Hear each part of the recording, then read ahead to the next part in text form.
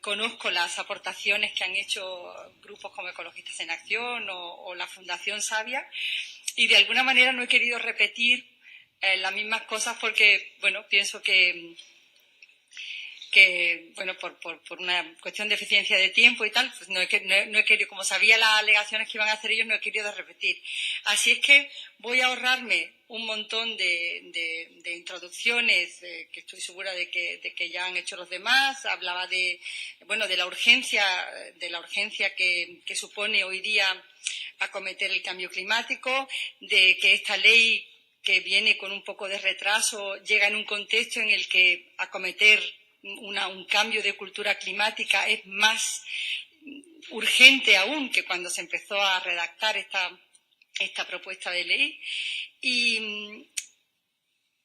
bueno, iba a empezar diciendo que, hablando un poco de los modelos climáticos, de las temperaturas con las que están jugando el último informe del IPCC, y el hecho de que Andalucía ha alcanzado ya esa temperatura, ese incremento de la temperatura, porque por nuestras características geofísicas, pues somos particularmente, toda el área mediterránea es particularmente vulnerable a los efectos del cambio climático. Insisto, si dejásemos de emitir CO2 a partir de mañana, como mucho conseguiríamos limitar el calentamiento global a 2,3 grados centígrados para final de siglo.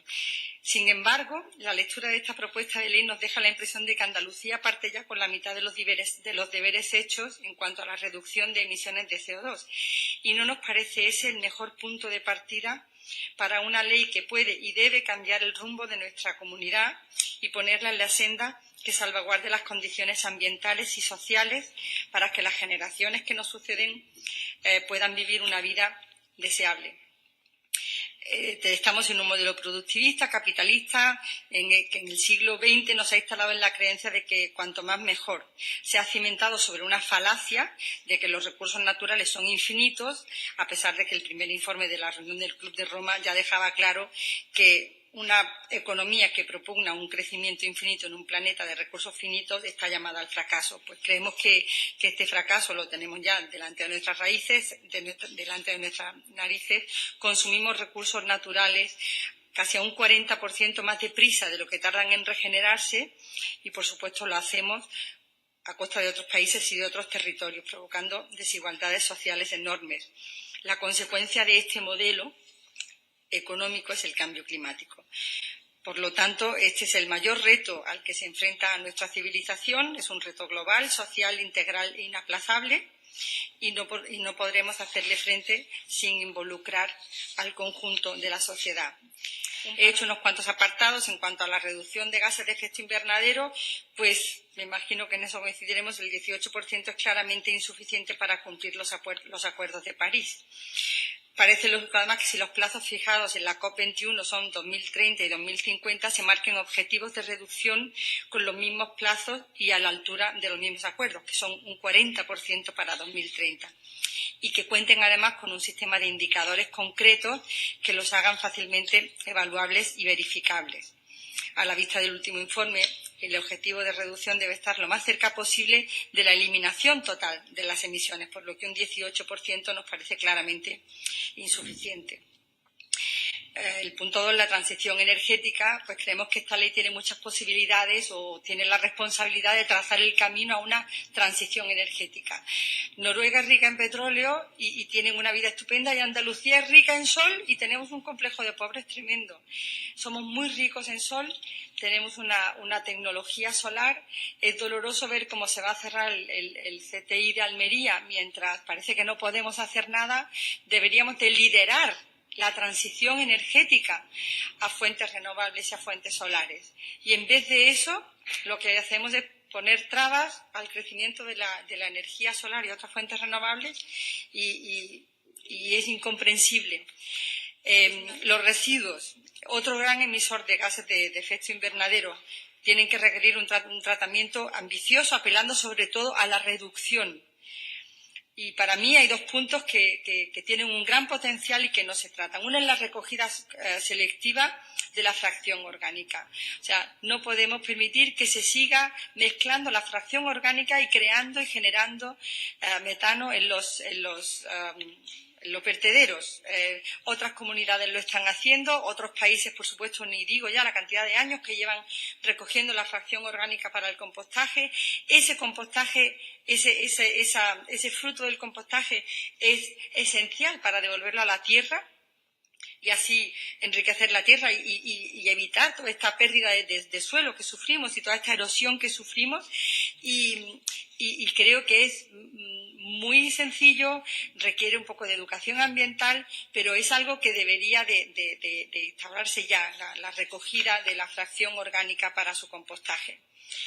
Y el segundo tema, en mi opinión, de los residuos, más allá de residuos peligrosos y demás, que por supuesto no voy a negar, es el plástico. El plástico merece un capítulo aparte. Llevo mucho tiempo dedicada al plástico y es aterrador cómo la producción anual de plásticos hoy día es de 330 millones de toneladas al año. Estamos hablando de plásticos que tienen una vida media de entre 300 y 900 años. Estamos hablando de una contaminación que rivaliza con la amenaza del cambio climático, porque contamina todos los ecosistemas naturales. Y el que afecta más gravemente es los océanos, los grandes reguladores del clima. Cada año se vierten, es muy difícil asegurar, o sea, acertar con esta, pero se considera que se vierten de 10 a 20 millones de toneladas al año de plásticos al mar. Ya sabéis que el plástico no se biodegrada jamás, se degrada. Ya sabemos que hay zonas de los océanos en los que hay más plástico que plancton, que es ingerido por todas las especies marinas, que se mete en la cadena trófica, que nos lo comemos en el pescado que comemos, y un efecto aún más terrorífico que se está estudiando ahora. Se encuentran residuos de plástico en el agua de botellas, en el agua potable, en la miel, en los alimentos. El plástico lo ingerimos y entra en las células. Estamos hablando de una cantidad de sustancias tóxicas que no sabemos de qué manera pueden afectar, pero que seguro está teniendo un impacto en la salud pública tremendo. El bifenol A es hoy una sustancia que en todas las pruebas que se hacen de análisis de sangre salen. Hasta ahora el foco de las empresas municipales ha sido el reciclaje, pero el reciclaje es evidente que no es una solución. Cuando hablamos de botellas de plástico, y yo desde aquí voy a hacer una petición de corazón al Parlamento, por favor, compren jarras de agua. Esto es intolerable. Esto es intolerable. Y cuando desde la ley, desde la redacción de la propuesta de ley, dice que la Administración debe liderar, la Administración tiene que liderar y el Parlamento no puede permitirse poner botellitas de agua en cada comparecencia. Al final no se recicla ni el 2%, o sea, menos del 2% de las botellas de plástico vuelve a convertirse en botellas de plástico. Esto es absolutamente intolerable. Lo otro que quería decir, quería apuntar que la agricultura ecológica nos parece que es un enorme contribuyente a la mejora de la biodiversidad, a la captación de CO2, y no me voy a ir, por supuesto, al no usar fitosanitarios, protege a las abejas, que ya está considerada la especie más importante del planeta y que sufre enormemente con los fitosanitarios de la agricultura convencional. Todo esto, por supuesto, no se puede hacer sin muchísima participación ciudadana y educación ambiental, un capítulo que está absolutamente olvidado en las políticas y eso pues hay mucho conocimiento en la sociedad, hay muchos deseos de contribuir. La educación ambiental es imprescindible y la participación ciudadana tiene que ser una apuesta súper seria de esta nueva ley de cambio climático. Y mi gran incidencia era el género. Creemos que una memoria de análisis de impacto de género es necesaria en esta ley. No se puede hacer una ley de cambio climático sin una memoria de análisis de impacto de género porque Si una ley se hace sin tener en cuenta las desigualdades previas, lo que puede hacer es contribuir a eso, a perpetuar las brechas o incluso a exacerbarlas.